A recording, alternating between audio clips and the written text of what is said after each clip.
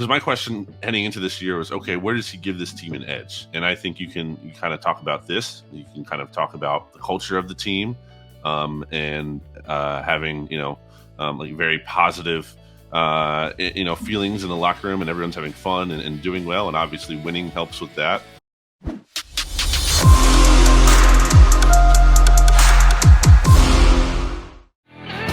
You got Kenny Mac and Jody Mac here with you on Birds 365 on the Wednesday leading up to game number 5. That would be against the Arizona Cardinals. We'll get to that, but we're still looking back at the win over the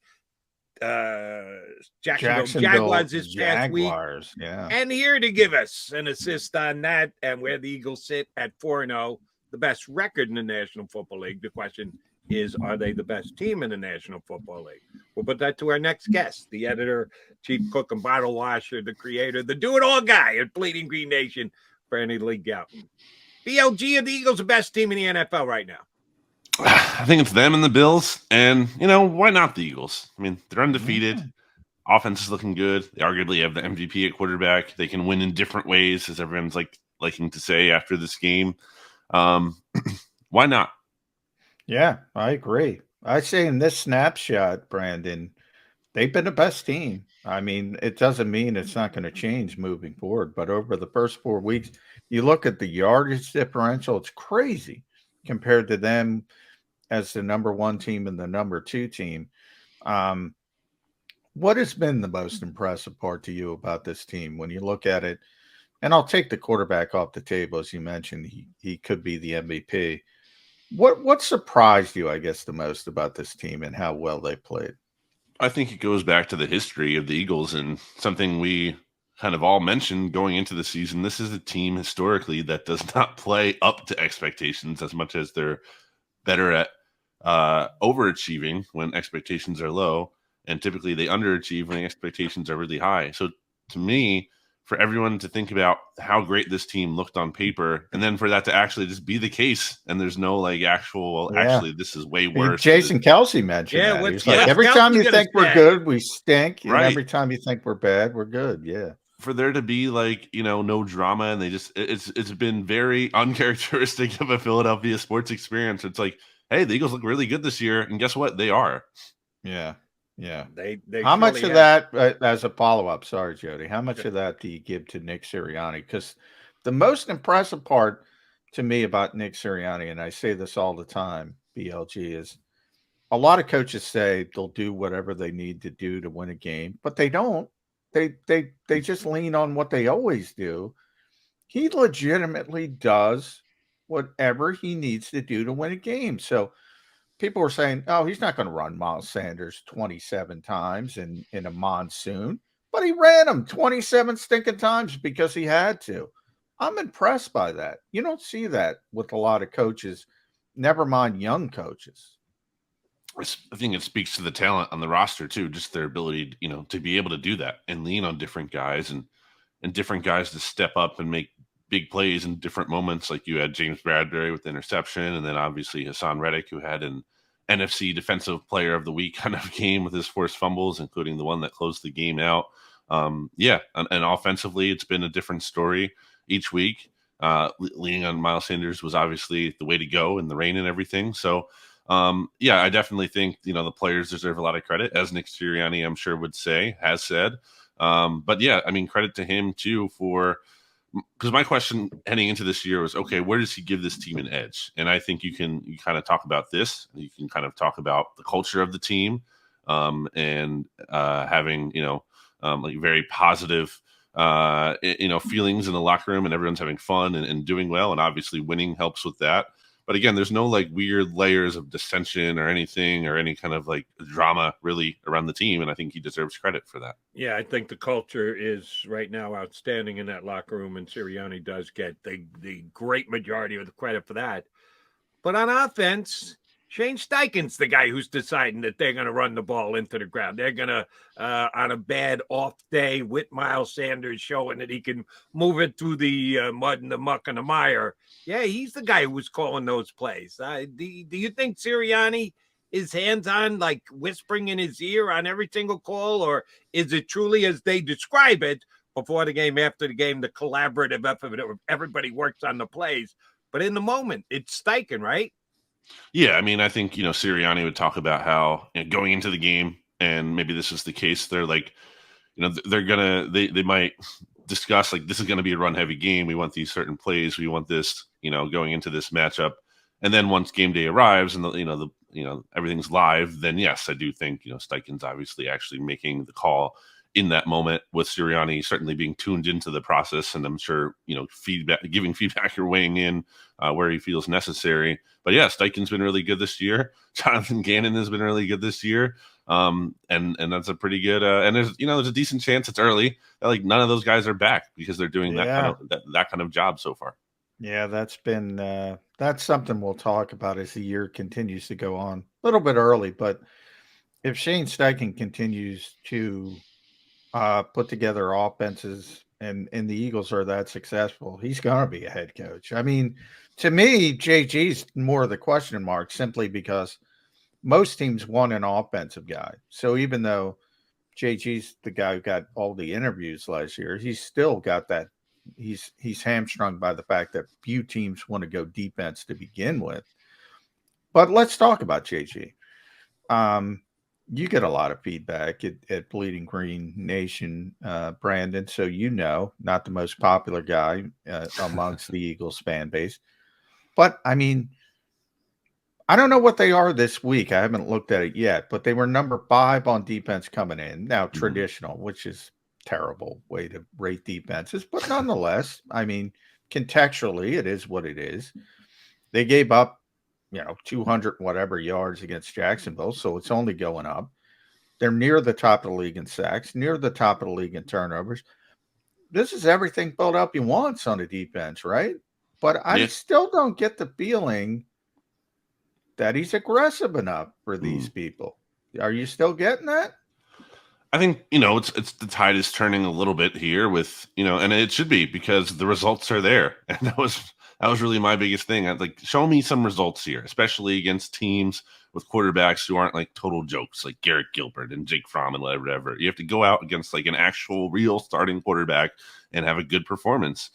And that's what the Eagles defense has done since, obviously week 1 was not a good game for Gannon. But ever since, I think they've allowed what? They allowed 7 points in the Vikings game. They allowed 6 offensive points in the Commanders game with the safety in there. They just allowed, what was it, like 14 or 14, whatever? Yeah, with the, discounting the pick 6. So, those are strong results. Yeah, that's not bad. And talking about going into the season, this is where it needed to be. This needs to be a top, quarter of the league kind of defense. This can't just be a merely decent defense. This has to be a really good defense. And credit to Jonathan Gannon. Get credit to the players for making plays, but so far, so good. By the way, they've moved up to number 3 defensive ranking yards allowed per game. Only Buffalo and San Francisco ahead of them right now on the defensive side. That's pretty damn impressive, Mr. Gannon. Thank you very much. Despite the defense looking as good as it has, they might have some questions in the secondary this week, BLG. If Slay is back, that takes one of the fill-ins that you had to use last week off the table, get him returned to a backup role. But Maddox might not be able to go, which means more Josiah Scott in the slots. He did not play exceptionally well. The only thing I'll say is he got better as the game went on because he was so god-awful in the first quarter. There was only one way to go, but up. Any chance that they go in another direction if Maddox not good to go next week? I don't think so. And I do think they should kind of, be cautious with him and maybe some of the other guys too. It sounds like Slay will be able to play. Notice I didn't say Darius there, just Slay. Right. I think Maddox, with, this big Cowboys game in week 6 looming and the Cardinals, not that you should overlook the Cardinals, but with them not being great and you should be able to win without him. I think you're going to go with Josiah Scott again in the slot. And, we obviously have to see how it goes too with Jordan Mailata and Isaac Samala. We didn't get the full scope of what their recoveries will look like. Sirianni saying that, you'll know more on Wednesday. Brandon. Yeah, it didn't seem like, like season ending, but we still have to see. Yeah. Jake Elliott too might be a big one because if you have to sign a kicker off the street, that that's not where you want to be. And unfortunately, the Eagles might be there at least for a few weeks. But yeah, but the offensive line, I mean, look, you can't give enough credit to Jeff Stoutland, but at some point, I mean, if Jordan can't play, if Isaac can't play, um, Jack Driscoll playing left tackle for the first time. Really, if you think about it, because Andre's not available, so they're down to their third left tackle. Um, the backups, if those guys are unable to go, would be Cam Jurgens and Josh Sills, interior outside. Brett Toth, people forgot we didn't mention him, Jody. He's now eligible to come off the PUP list. Is he anywhere close? Dillard, you say? Well, he tore his ACL in December, so it's a 9-month injury, so he should be close. So we'll see how they handle that. They do have this incredible depth, but I it's still not Jordan Mailata. It's still not Isaac Seumalo if they're not able to play. At some point, where does this attrition harm the Eagles? Yeah, I mean, they're certainly more qualified than other teams to handle this stuff. But even like their practice squad being looted the past couple of weeks, you lose Coyote Awashika, you lose LaRaven Clark. So you're really being even thinned out in those areas as well. Getting Toth back, I think, would be nice. We don't know for sure. It seemed to me in training camp that Tyree Jackson looked like a little bit further ahead than he did, just based on what we saw in terms of guys running around on a field. Hard to judge for sure. And then Dillard, obviously, we'll see if he's able to come back this week or not, because he's also eligible to come off of IR, and that would be a nice get for him to be able to return. With Driscoll, I think he relatively held his own. There was obviously that one drive that kind of got killed when he was pushed back into Jalen Hurts. But for the most part, I thought he did well. But I also think that the Eagles were kind of shaping their offense at that point to also, not just like drop back and ask him to win one-on-one and do the things that they could kind of do if they had Jordan Mailata in the game. So it's hamstringing the offense a little bit if he's not going to be there. So, yeah, ideally, you need to figure this out. Understood that the Eagles do what they need to do to win games. They have for 4 games now, 4-0, only undefeated team. John gave credit to the coach because he really does show that in this preparation during the weekend and in the game itself, making decisions, 4th down and the like. He does whatever it takes to get the job done. Just looking in the crystal ball, will that be running the football again this week against Arizona? Their defense, the way you think the game's going to play out, as heavy a running attack this weekend as was last week, or better balance, or this is a Jalen Hurts 300-plus yard passing day? What do you see in BLG? Just looking at some of the stats ahead of this matchup, I think, you look at the Cardinals defense and they've been a little bit better against the run than they have the past, where overall, not a good defense, still ranks towards the bottom of the league in points and yards and everything. I think this is especially out there in the dome. I think this is going to be another big Jalen Hurts passing game, or has the opportunity to be. And really, this Cardinals team, I mean, I caution to say anything is an easy win in the NFL in a given week when so many weird things can happen. But and for the Eagles too, who have not won in Arizona dating back to 2001, so it's been a while. 0-5 in their last 5 trips there. But this Cardinals team, to me, just does not inspire a lot of confidence, especially if you're a Cardinals fan, a lot of things to feel good about. And I really think this passing offense should be able to get back on track this week and have a big game. Yeah, I'm with you, especially I'm not the biggest Cliff Kingsbury fan in the world. But I will say this will be the first time this season, Brandon, that the Eagles kind of get a little bit a taste of their own medicine, and the fact that the opposing quarterback can move around and do off-schedule stuff. And that's what makes the Eagles so difficult to play a lot of times, from a defensive perspective, at least, if you're the opposition. Kyler Murray changes things. I mean, things can break down and he can make something out of nothing. Are they prepared for that? Does it help that they get to practice against Jalen Hurts all the time? Yeah, I think so. And I do think that is an interesting, variable and wild card. Even if Kyler maybe isn't having the best day with his arm, that he can kind of just create those plays like we see Jalen Hurts is able to. At the same time, I think Kyler is so much less threatening than he is if DeAndre Hopkins is healthy. It's just, and he's a totally different quarterback when that guy is available. So, and he's not because he's still suspended for his 6-game suspension there. So the Eagles catch a big break by being able to miss him. And I think, Kyler will be able to make some big plays for sure. But I think, that cuts both ways. There's some erraticism or erraticness, whatever you want to call it, to his game that I think is going to result in turnovers, especially by an Eagles defense that's been pretty opportunistic here. BLG, as the return tour continues, third consecutive week, fourth if you want to count Jalen Reagor. Reagor, poor Regs doesn't get in there. By the way, is he still on the Vikings? I haven't noticed. Yeah, had a big 23-yard punt return in London. Did he? It was well blocked. I'll just say that he got exactly what he should have gotten. And I apologize on my CBS show. I overslept. I planned on getting up at 9:30 to watch the kickoff. Yeah, I overslept and said, you didn't get up till like 1 o'clock because all the action happened in the last 2 minutes of the game. You didn't have to watch any of it, except I missed the Jalen Reagor punt return. So I guess I should have got up. Yeah. I think he got like 4 weeks in a row. They have an early game, right? In London or Germany. I think they're going bang, bang, bang every week. I'm not sure, but I'll double check. I have to reset my Sunday alarm. But it is the return to Reagor, into Carson, into Doug. This week it's Zach Ertz, who's off to a pretty damn good start, having one of the best production number-wise of any tight ends in the National Football League. Do you think coverage on a top-flight tight end will be an issue for the Eagles? They face Hawkinson week 1, and he put up some numbers. Not scary numbers, but some numbers. The last couple of weeks, not so much the other team's tight ends. Is Zach Ertz an issue for the Eagles this weekend? I mean, just a good player for sure. We all know that. A guy who, doesn't have the flashiest game, but is a chain mover. So I certainly think he can kind of be annoying at times in that sense. I'm sure he wants to have a big game against his former team, but also averaging something like, 8.1 or whatever it is yards per reception this year. It's down from his career mark of like 10.2 or so. So not quite having, an elite season from that standpoint.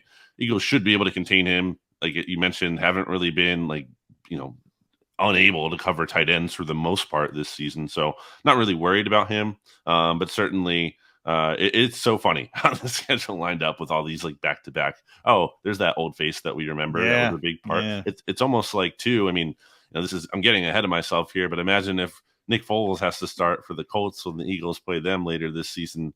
And there'd be something really weird about the Eagles having to beat all the people that helped them win the Super Bowl to get back to the Super Bowl. I do think it's trending that we're not going to see Carson again coming back to Lincoln Financial Field. I don't know if he's going to be the starting quarterback by that point, but it is. Yeah.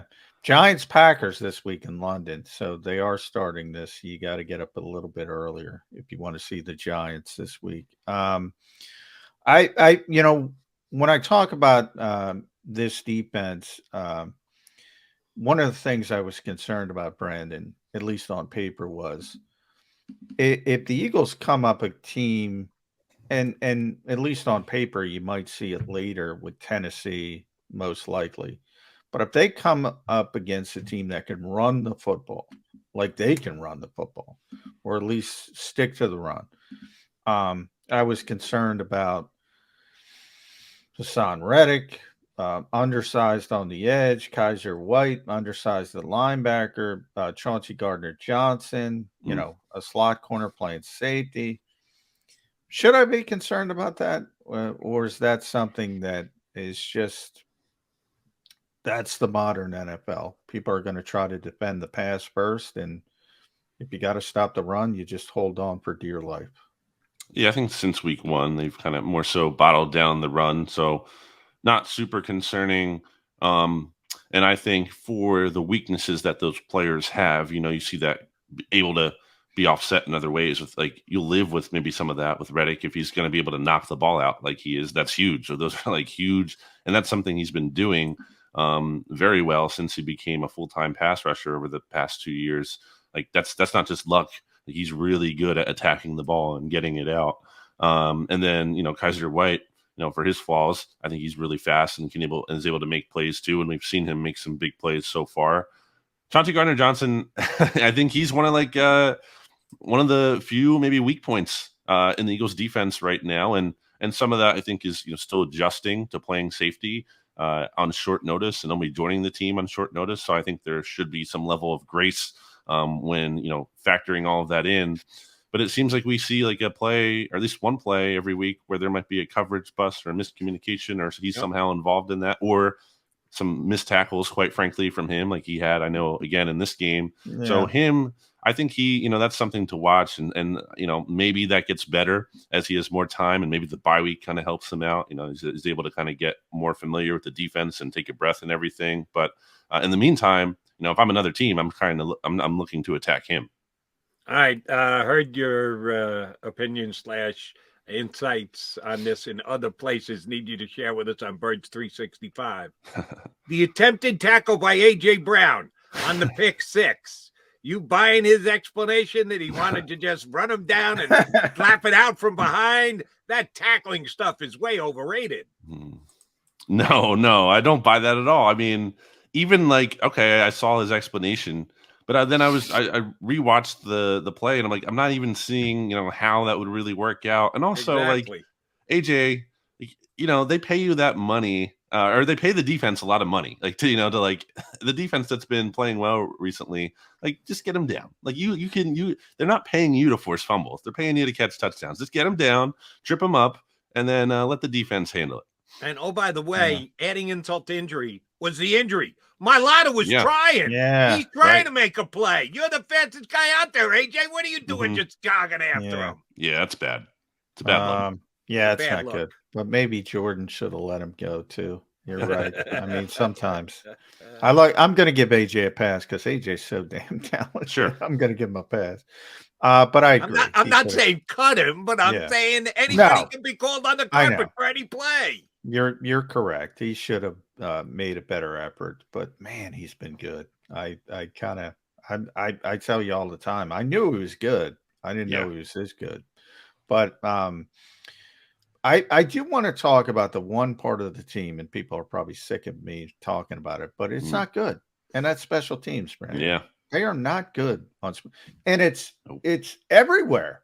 I mean, even Jake Elliott, who's been good, and I'm not going to kill him for missing the extra point in that kind of weather, and he had made 60 something straight or whatever. But even that, him getting injured, I think you can go back to the Patrick Peterson block. And teams are saying, oh, we can get something on the Eagles. And they're going after the kicker, and all of a sudden he's hurt. And who knows? Hopefully he'll be okay and be able to kick. But even little things like that. Aaron Cepas had a bad game again.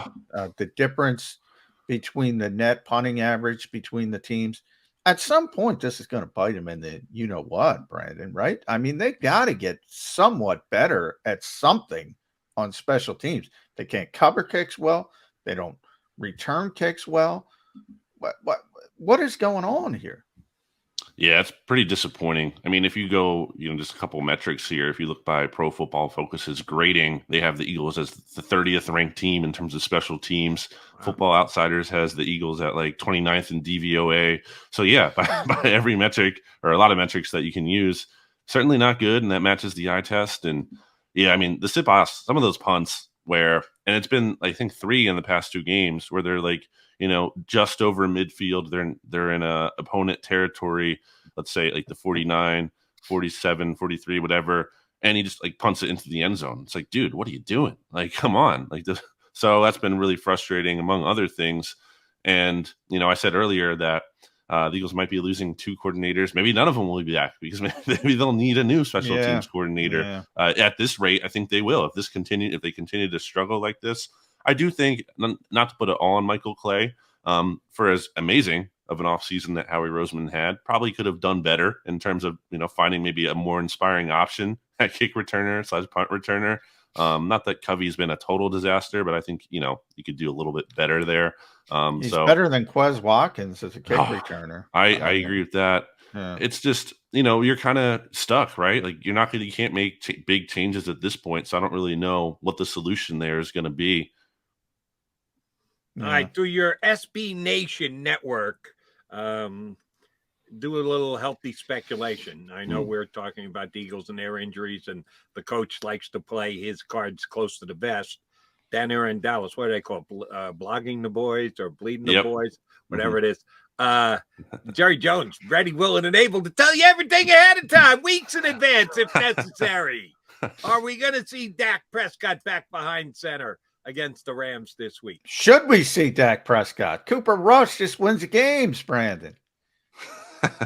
I think, Dak should play when healthy, clearly. but I mean, I just think it's crazy that you would rush the quarterback back with an injury that is directly affecting his performance.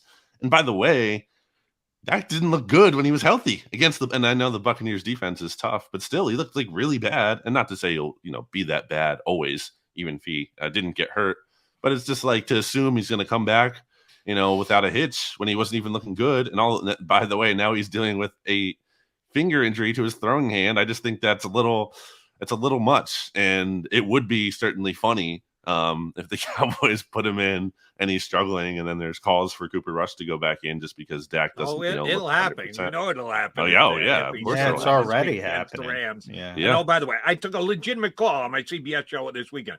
Cooper Rush absolutely, positively must start. Cannot be pulled from the lineup. Yeah, right. And to Cooper Rush's credit, I gave one of my game balls on our Eye on Football show on CBS. He hasn't wowed anybody. No. Yeah. He's won 3 games, but he hasn't wowed anyone. For Dak Prescott to be replaced, the quarterback replacing would have to wow people, right, Brandon? Right. Or again, Dak would just have to be clearly not healthy. Just clearly can't even complete a pass. Just not the accuracy, all over the place, turning the ball over. It'd have to be a disaster. And I do think at the very least, Dak will certainly be playing in that Eagles game, because that's a very, very big game in Week 6. Best winning percentage in NFL history for a starting quarterback, Cooper. The only Cowboys quarterback, I think, to go 4-0 in their first 4 starts. Yeah, Cooper. Cooper is doing a nice job, and I do think the Dallas Cowboys scare me for one reason, and his name is Micah Parsons. That guy is not blockable, and he can wreck a game. So it is going to be interesting. But we're getting ahead of ourselves. Arizona, can the Eagles lose this game, or are they just that much better? They never win in Arizona, as you mentioned. Right. Yeah, they can lose. I mean, the Chiefs just lost to the Colts last. Any team can lose any given Sunday, as everyone says. But again, I think it's just hard to look at what the Cardinals have here. Unless okay, Mailata is hurt and Driscoll just somehow turns out to be a disaster and it's some kind of nightmare performance like that. But again, so far this Cardinals defense has not performed well, and Jalen Hurts, even though, didn't have his most prolific passing game, although, it's in the rain and everything, I think that he'll bounce back. I think the passing offense will get going and be able to put up a lot of points in this one. So, yeah, I mean, I actually haven't taken the Eagles this year, I think, to cover at all. I've taken the points every single week. Really? Every week. Yeah. I'm the same as you, Brandon. I pick the Eagles to win every game. Right. People call me a hater, but I haven't thought they would win by this much. I generally lose against the spread. Yeah. And I feel better, though, about the Eagles this week at -5. Wow. I picked the Eagles to win and cover all 4 weeks, and 3 out of 4 have been winners. 4 out of 4 on the winning side, 3 out of 4 on the cover. I'm a little shaky about the Birds this week, but we'll get there a little bit later. Last thing for me, and if someone has already gone there, I apologize. I try and stay on top of all you guys who cover the team on a day-in, day-out basis. If it hasn't happened, who will be the first to tie this week's trip to Arizona as just a prelim for the later trip to Arizona? Wow. The Eagles will be I was doing that weeks ago, and I doubt I was the first. Jody. This is a dual Arizona year, Johnny Mac. That's what you're saying? I mean, it was tongue in cheek, but yeah, you got to throw that out there. Okay. The non-tongue in cheek. Non-tongue in cheek. Yeah, I don't know if anybody's going to do that yet. Nobody? Come on, it's got to be one of you.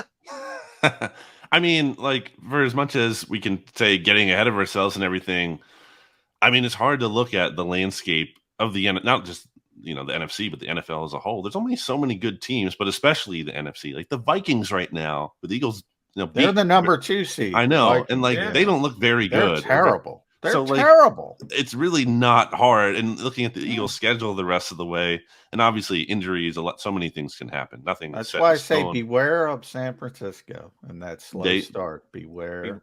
Maybe beware the Giants. Johnny Mac he just discarded them, threw them aside today, despite their 3-1 record. I am throwing them aside. Don't beware of the Giants. Don't. I agree. I probably am signing on to that too. All right, BLG, we love signing in with you, buddy. Thanks for streaming in. We'll get you back up in a couple of weeks. Enjoy the game on Sunday. See you guys.